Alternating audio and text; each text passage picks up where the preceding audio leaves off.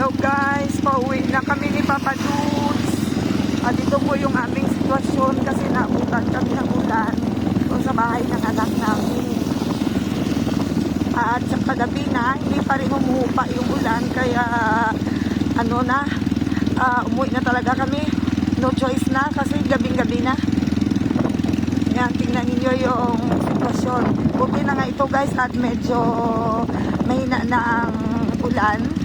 Pero syempre dahil kami ay nakamotor, kasi nga mas mabilis mag pasyal-pasyal, kumala-gala guys kung nakamotor kaysa ikaw ay sasakyan. So tingnan nyo yung gilid ng daan. Ayan.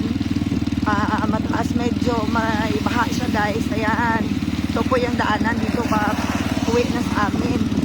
Galing pa yan doon, mula pa doon sa checkpoint. Ganito na talaga. Bumabaha sa gilid ng daan sa lakas ng ulan at dahil sa sunod-sunod na din na araw na buhos ng ulan. So hindi lang ito basta-basta buhos ng ulan guys, kung talagang bumubuhos, as in bumubuhos talaga, literal na bumubuhos kasi nalakas-lakas talaga ng ulan.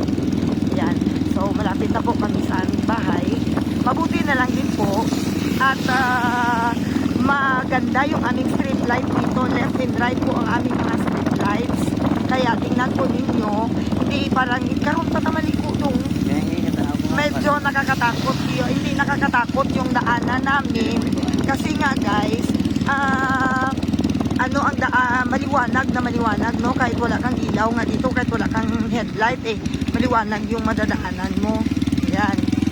So, ito po yung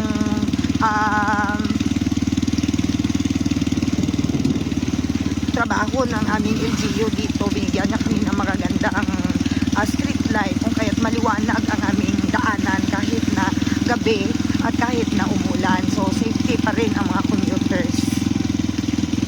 So malapit na po kami. Ako po'y magpapaalam na kasi liliko na po kami. Bye guys, maraming salamat.